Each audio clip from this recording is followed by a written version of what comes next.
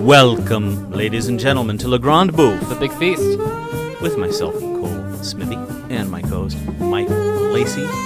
As always, we are here to copiously consume international politics and culture through the prism of a single film and a different craft beer each week. Cole, I almost want to apologize, but I think Oliver Stone needs to apologize. And I'm doing my Alright, but wait, bringing it to Oliver Stone, we still talk about the beer, and you have an announcement. We have to deal with your announcement. Yeah. We have Okay. housekeeping. Okay. So tell us, Mike.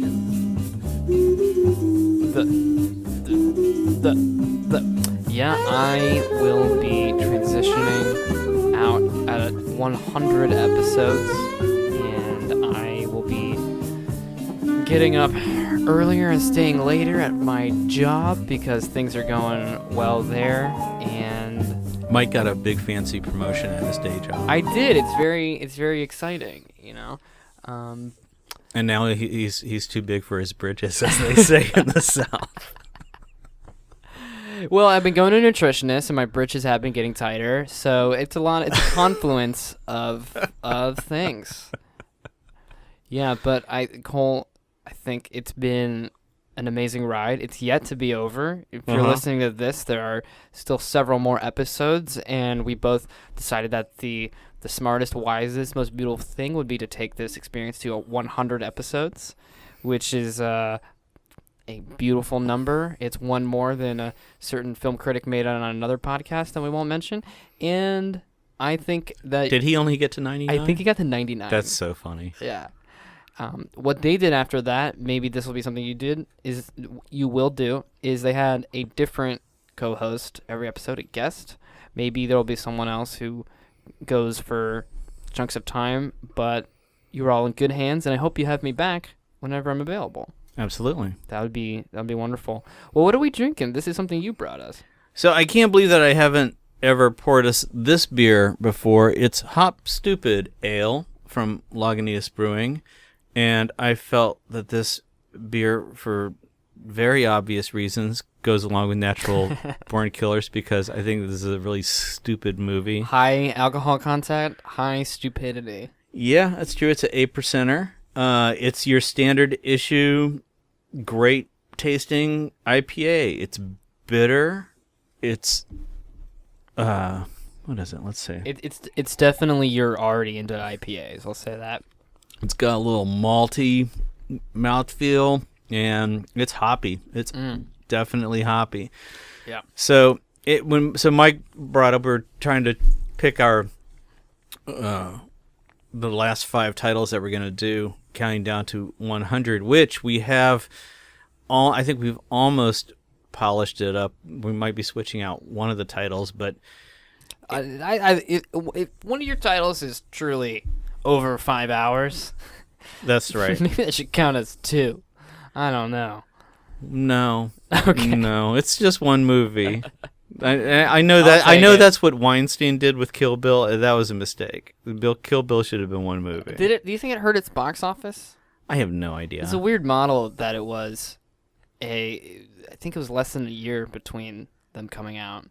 Yeah, well, it may have been about a year. You know what was less than a year? It was the second and third Matrix movies, I believe. There was a very short turnaround. They were pretty quick, yeah. Between those. And everybody thought they were going to be great, and they just got worse and worse, and that last one is such an embarrassment. You know, you watch the first one, and I watched it a couple years ago, and my reaction is, oh, this holds up.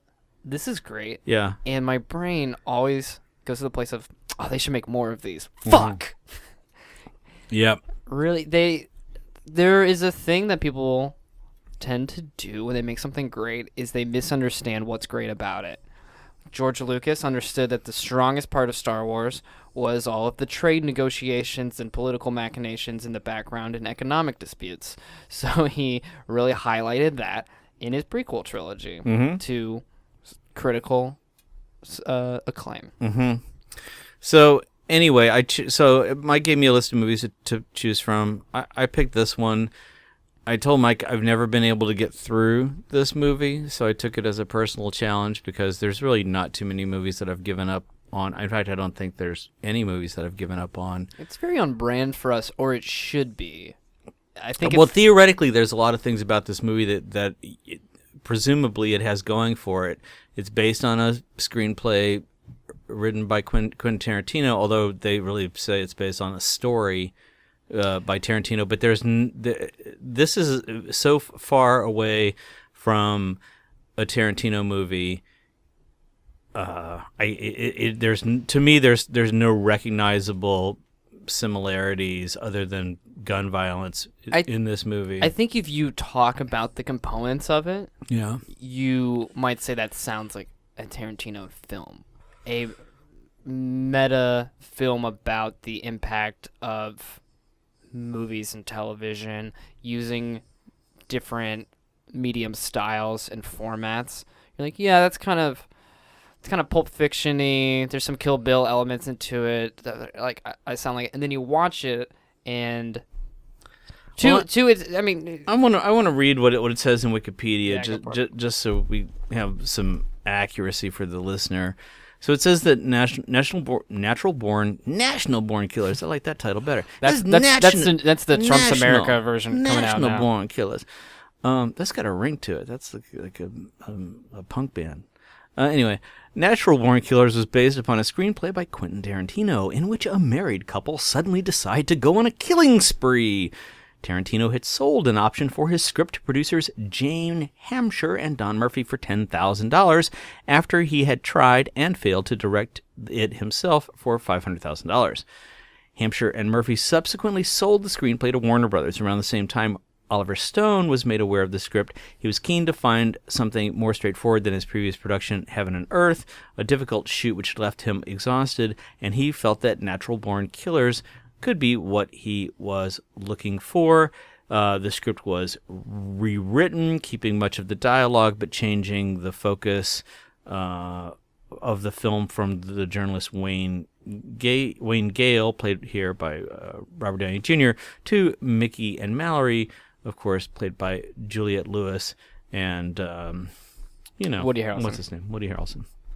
And so there it is in a nutshell. That's how we got here. It focused more on the media personality covering them, sensationalizing murder, than on the couple itself in the original. That's interesting. Yeah. So I do like one of the opening lines of dialogue where Woody Harrelson says, "Let's give that key lime pie a day in court." I like that line. But that's about all I like in this movie because it's just such a mess of a movie. There's no clear protagonist. We've got this anti-heroine and anti-hero played by this murderous couple who they're just into each other and being frisky with each other and killing assholes and at road stops and so something cops. that someone would say is I liked it the first time when it was called Bonnie and Clyde, right? Right. And there is, but at least Bonnie and Clyde had a purpose. They were robbing. They had motivation. And as soon as there's a lack of motivation here, and there's all of these scenes that show channels changing, and that there's a magical realism to the interaction of the film, you get what feels like a very Oliver Stoney thesis is they don't have a reason. They are rebels without a cause, and they've been indoctrinated into violence and normalized. Right. He witnessed his father commit suicide when he was 10. Oliver Stone did. No. Woody Harrelson's character. Okay, I was like, well, you just dropped a heavy piece of backstory on this. No, yeah, Woody Harrelson's character in the story has witnessed his father blow his brains out with a shotgun from about 60 feet away in a field. And Juliette Lewis's dad, played by Rodney Dangerfield, is just a cartoon version of an incestuous... what do you call those people? Pedophile. Right. That was... one of the strongest parts to me was this I Love Lucy style domestic life that is the most distinct format change from the rest of the movie. And Dangerfield is both playing Rodney Dangerfield, but like with the same speech patterns and types of of jokes to a live studio audience, but it's also amped up to this horrifying pedophilic incestuous. Because he makes no bones about the fact that he is actively molesting his daughter and will continue to do so. But the thing about the movie that really just gets me stylistically, that bugs me, is that it's done in this MTV video music style. Not that I have a problem with the music. I like a lot of the music. There's Patti Smith has got some great songs in there and stuff. But and Leonard Cohen. And is there any Tom Waits? If there isn't, there should be, because it feels like there could be. I think there was that era of Dylan also that is some of its most non-memorable. There's a little bit. There. So it's done in this really fast-paced, frenetic, quirky music video visual canted angles, like a style. 16 millimeter black and white thrown in the middle of. They steal stuff from Wizard of Oz, where they're in a bedroom, but you're seeing stuff going on through the window. That's straight out of television, Wizard of Oz. It's things changing channels. It's their minds are fried.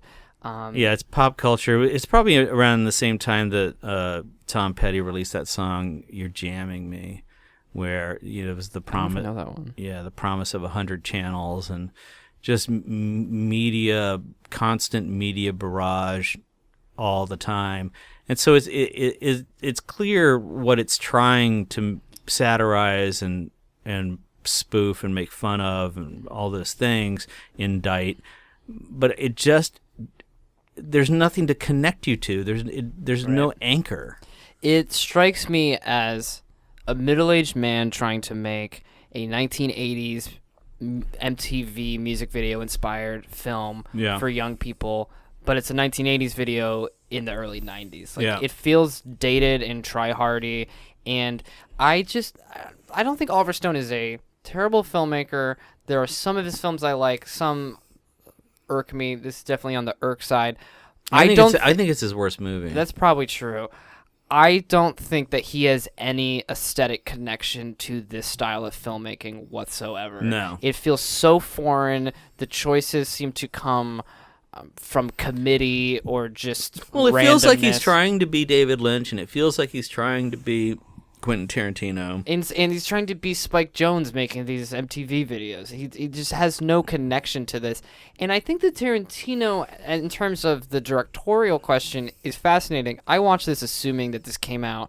Here's the narrative that I saw, imagined. Pulp Fiction came out. Tarantino truly broke through at Cannes. Someone came across an old script of Reservoir his. Dogs we broke. Right. Well, I mean, yeah, you're cutting ahead. This was just my assumption is that he was this breakthrough person, finally Pulp Fiction, and someone's like, oh, let's get our hands on an old script of his and make it. Mm-hmm.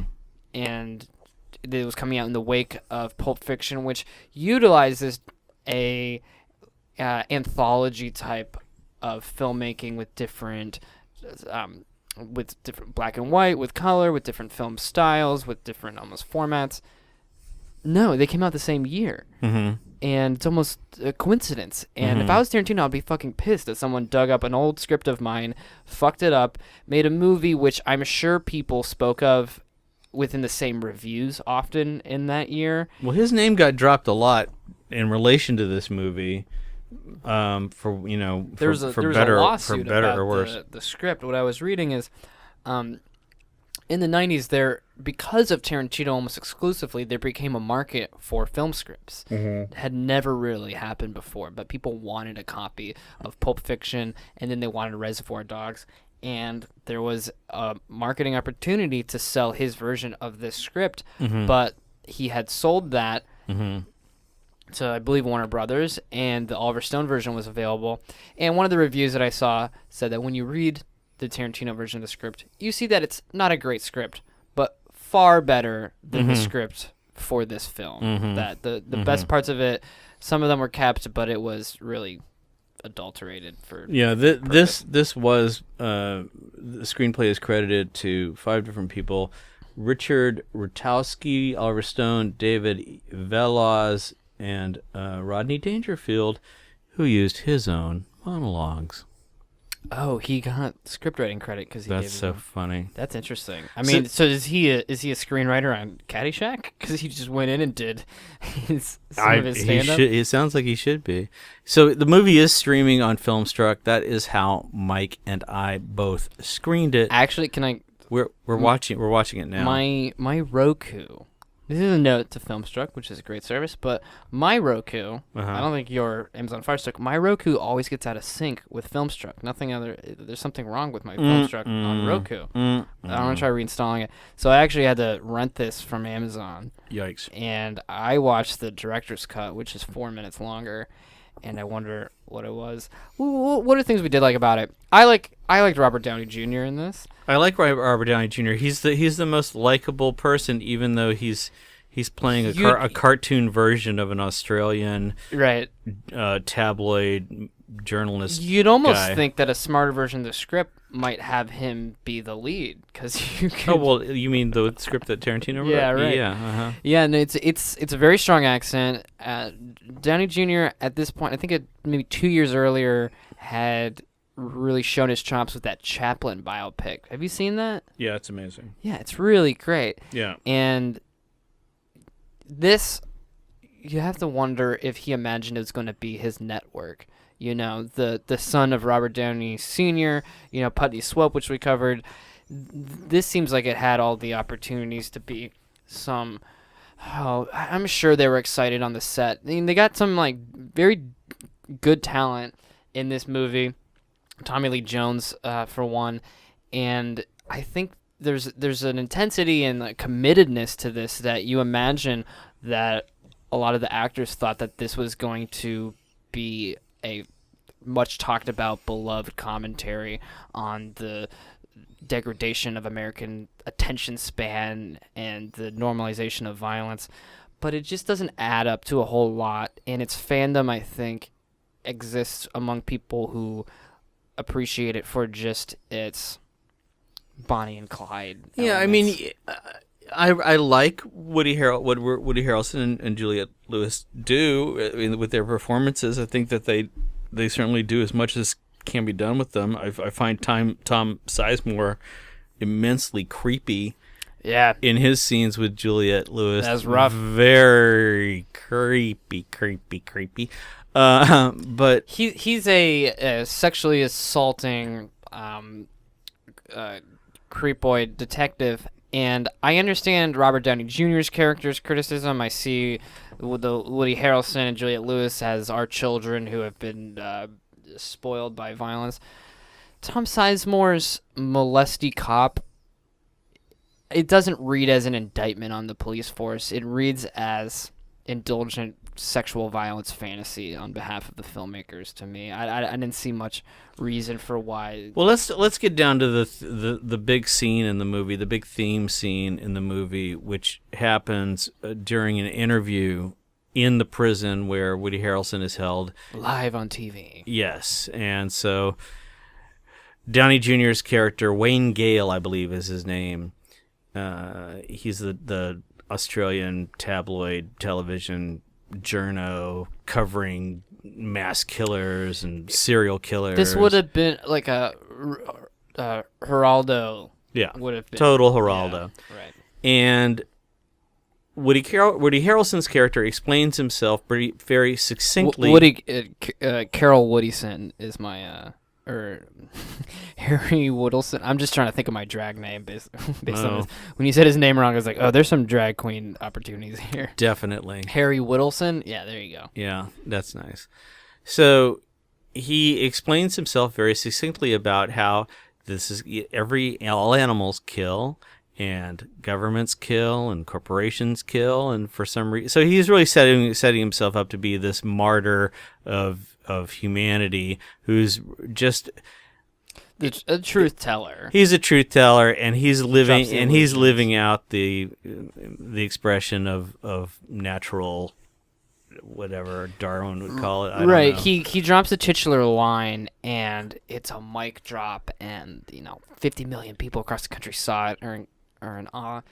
And from where we are today, where gun violence is very much still discussed, more of a and problem. And rampant. 187,000 children have been affected by school shootings. This angle on it, this fuck it, nothing matters, is not really where we're at. Actually, violence has become more specifically politically targeted, I feel. I think people have become more ideological and focused in using violence than this rebel without a cause-ness. This is very 90s. This is extremely period specific in a way I don't think it fully predicted it was, which makes it an interesting artifact. Yeah. If you can suffer through it. We are very saturated by media, but just the shift in format to social media from news, investigative journalism, and these TV periodicals, 60 Minutes and Forensic Files. The shift from that is very interesting. The idea that everyone's watching this on TV right now is no longer the case. We still have obsessions with crime. Casey Anthony was only maybe 5 years ago, but we don't have the same problems that we did in the 90s. We've evolved into different problems, which I think might just be a deeper interest in general antisocial Well, they've certainly escalated. issues. All right, so this movie it's ranked. Entertainment Weekly, of all publications, ranks it as the 8th most controversial film ever. That's such a boring opinion. I know. And from almost the moment of its release, the film has been accused of encouraging and inspiring numerous murders, including the Heath High School shooting and the Columbine High School shooting. Interesting. So I don't know if I put any weight in any of that.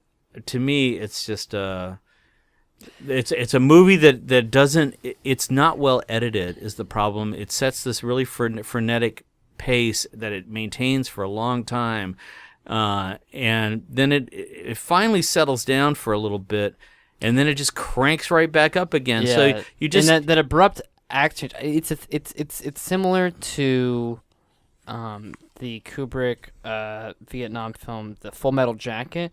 You know, that has a very strong act break. There's boot camp in Vietnam. Yeah, there's two parts to that movie. Yeah, there's two parts of this movie seemingly, Uh-huh. which is an interesting choice. You think you're going to see the 2-hour story of a Bonnie and Clyde couple. No, they get locked up at the end of. It feels like this movie with is Tommy in two Lee parts. Jones in his most over-the-top, cartoonish portrayal. He is more over the top than when he plays Two-Face in the Batman franchise. He is. He's so over the top, and his hair's crazy. His hair is crazy. The thing, people committed, and you have a sense either they knew it was a crock of shit and really went for it, or they thought that by amping it up, that it was going to land in a really meaningful commentary on culture. And I guarantee you he brought up network so many times on this set. There's this infusion of importance that network fully pulls off because it has deep philosophical opinions. This is a commentary on postmodernism that is unself-aware, which I think is a extremely postmodern thing. Well, I think postmodernism is commentary on itself. I wouldn't and even. navel-gazing. It's not self-aware. But I think he is trying to be transgressive, but he doesn't know how to contain himself. It just you can't cook a stew if you spill everything all over the floor. That's not where the cooking is done. It happens in the pot. But in this movie, it's everywhere on the floor. Nothing can get focused. Nothing can get It reminds me condensed. of there was some stand-up. It might have been Judy Gold. She was talking about she's filming a promo for MTV and she's standing there and they're like, okay, we're gonna start rolling in 3, 2, 1, and then suddenly the camera is shaking, is flying around her, and she's like, whoa, where do I look? What's going on? And they're like, oh, Judy, you just keep looking forward, but we're gonna move the camera a lot, otherwise the kids can't pay any attention. And this movie obviously feels like that. Oliver Stone has no connection to this style of filmmaking. I was already saying this basically, but it's so evident when you're watching it. He was told like, "Oh, you can't just film people. You got to move the camera all the time." They should have gone back and watched some John Waters movies and gotten his shit together before. John Waters should have made this movie. I know. It would have been fantastic. Yeah. Have you ever seen Serial Mom? No. Oh my God! See, Mike, you're leaving the Grande Bouffe, and there's so much work yet to be done. There's endless Bouffe films out there. There definitely are. Okay, well, I don't really want to beat a dead horse anymore, unless you have something significant that you want to offer up about the ideology of this movie. I'm really I'm ready to put I already a bow gave on it. my 2 cents on it. Is that it is very superficially, and I think earnestly, trying to be commentary on the relationship at this point in the 1990s to violence and entertainment, but it doesn't have anything truly like deep or insightful to say. Mm-mm. And also is not very well made. And you need to do that first. You need to make a successful film and have choices that add up to something, and then you can add commentary onto it. To go back to Network is a very well filmed, performed, and entertaining film all the way through, and it had a deep thesis to it, which endures and is predictive. That movie came out 20 years before this, and it's predicting things that are just unfolding. This is an feels period and unrelated. And this is an experimental movie compared to that. Stone he's so busy with quick cuts and rear screen projection stuff and multiple images and layering of images and subconscious quick cuts. But I feel like he was told he had to. And I don't feel like he's genuinely wanting to make these choices. Projecting words onto characters' chests while the screen. So he has this mixed medium baloney going on, and then the slap shot cartoon animated sequences. It doesn't stick together. And I think that it's like if you took 3 very divergent styles of music, like I don't know, just hardcore and then big band and then ballads, and you started cutting the songs together so that so the rhythm never held. That's what this movie feels like. Sometimes you have soup, sometimes you have slop. You can put a lot of things together, but you still need to have a reason for why you're doing it. And this is just slop. It's a heap, There's this thing, Aristotle talks about what's the difference between a pile and a heap. A pile has a purpose. You're doing something with it. You're digging a grave. You put it there for a reason. You're coming back to that pile of corn or whatever. This is a heap. This is just a bunch of stuff thrown together for no intent. Yep. So I guess it came out 4 years after Wild at Heart, which is a much better movie if you want to see a good movie that toys with themes of outlaw couples, outlaw renegade couples. Trust your audience to develop a thesis about it. Trust your audience to see how this has context. Don't shove you watch this and you see the dissertation begging to be written, and it's not worth it. It's not. Yeah. It makes you feel dumber as an audience member. You feel patronized and queasy, and you might vomit.